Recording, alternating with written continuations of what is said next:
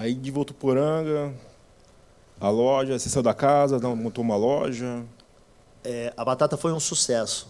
Então, 3 meses eu já não estava dando conta mais de fazer dentro dessa casa. E aí eu fui obrigado a abrir um restaurante em frente à Praça São Bento, que é Central. a praça central da cidade, e o restaurante foi um sucesso. Aí fiquei com o restaurante mais ou menos um ano e pouco. Vendi o restaurante com tudo que tinha dentro, mas não vendi o produto batata recheada, né? Tirei minha marca, tirei tudo, falei, a pessoa abriu um restaurante, né, de comida. Aí eu penso, porque eu já pensava assim que eu abri o restaurante, eu já patenteei a marca já pensando em franquear, né? E aí eu fiquei esse um ano e pouco eu fiquei na minha cabeça, eu falei, poxa, eu preciso formatar a marca, preciso investir em franquia, esse negócio vai virar como franquia. E aí foi quando eu pensei, né, tomei a decisão de vender o restaurante, falei, vou para São Paulo, eu quero trabalhar como consultor de franquia. Por quê? Para formatar uma marca de franquia sempre foi muito caro, Sim. ainda é muito caro, né?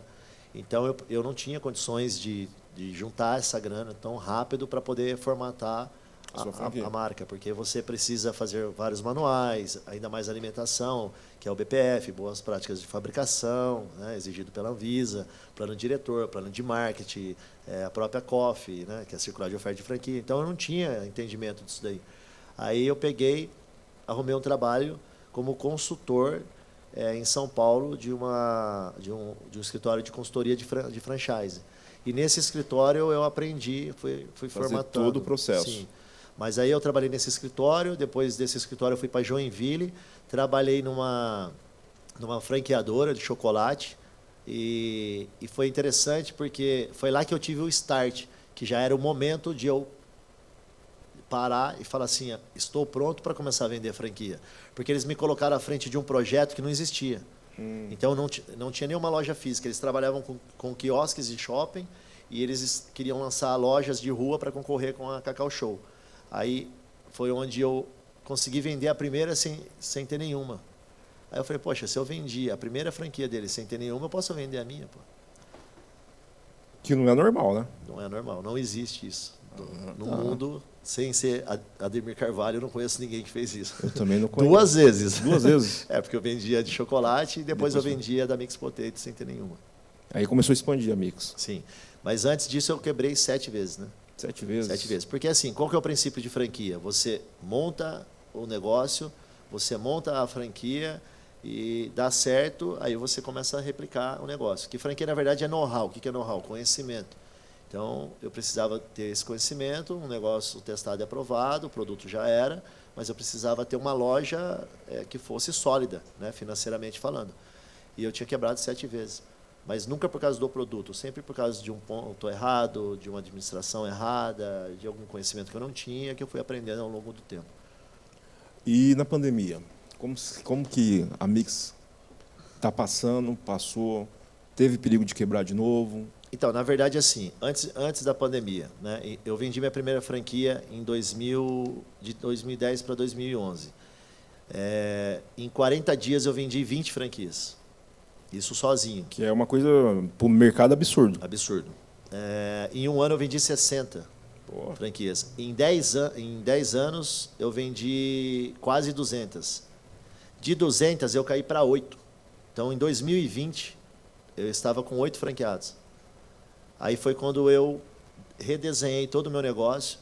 Falei assim, peraí, como eu comecei?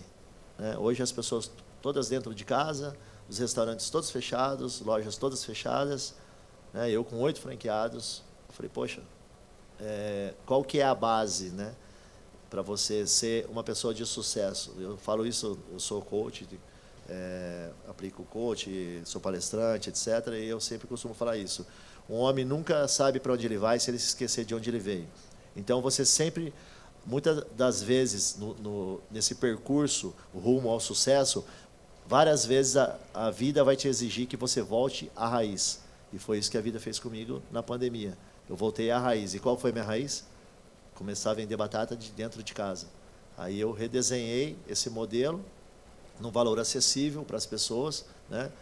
Pessoas de baixa renda, ter condições de trabalhar dentro da sua casa e ter uma renda extra aí nesse período de crise. Foi onde eu voltei para o jogo e comecei a crescer de novo. E um pensamento maravilhoso, né? Sim. Do jeito que está a pandemia aí, sim, com esse pensamento, todo mundo está em casa e ninguém vai parar de comer. Exatamente. E é onde nós estamos crescendo hoje. E detalhe, hoje eu não sou mais franqueador. Hoje a Mix Potato não vende mais franquia. Hoje eu trabalho com um sistema de licenciamento. Licenciamento, eu cedo o direito de uso da marca para você, e aí você vai trabalhar, você me paga, zerou. Com todos os treinamentos. Sim, com todo o know-how, né, desses 11, 12 anos.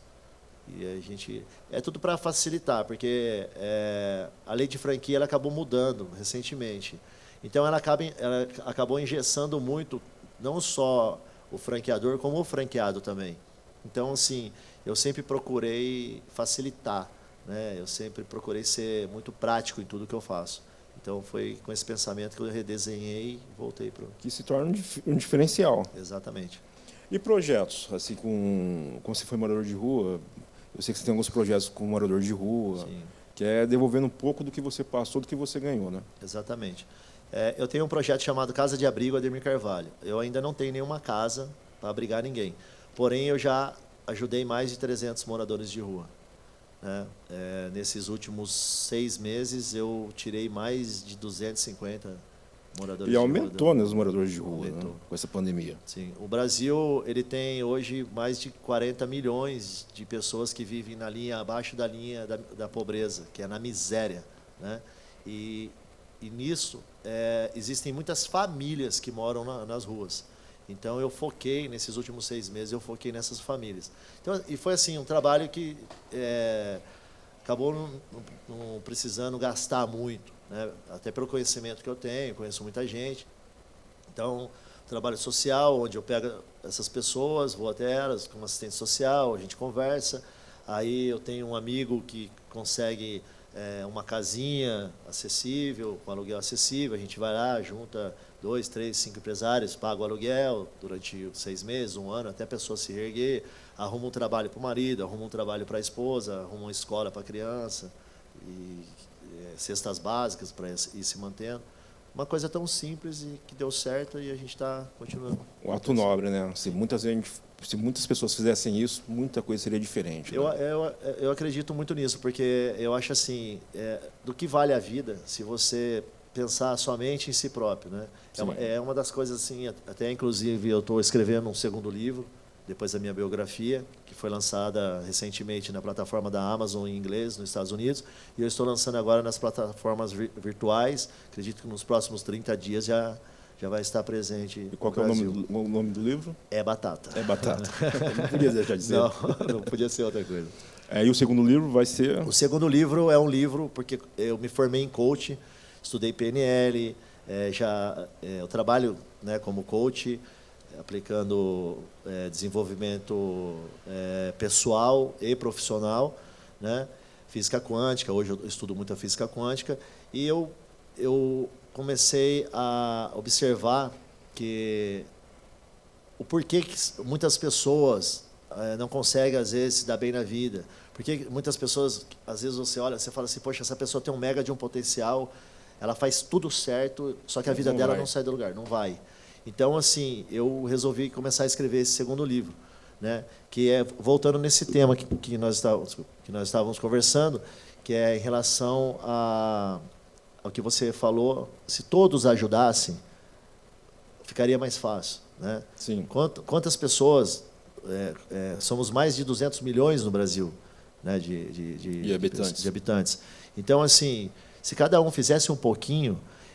e nesse livro eu abordo o tema do egocentrismo, entendeu? Que eu acho que hoje é uma das maiores falhas, né, do ser humano. Não eu digo da maioria. Né? Tem muitas pessoas boas, não só no Brasil como no mundo. Mas assim, eu acho que um pouco mais da metade, as pessoas olham somente para si próprias, as pessoas têm um egocentrismo muito forte, muito grande, que está de mãos dadas com a baixa autoestima, a pessoa...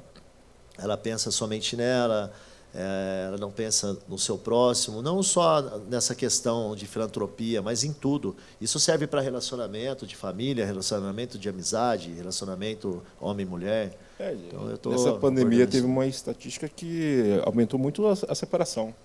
Aumentou a separação, né, devido a que é esse tema que eu estou abordando no meu próximo livro, de autoria minha mesmo, que eu estudei, porque eu estou estudando muito física quântica, né, e aí eu percebi que as pessoas estão cada vez ficando mais doentes, e elas não estão se dando conta disso, né?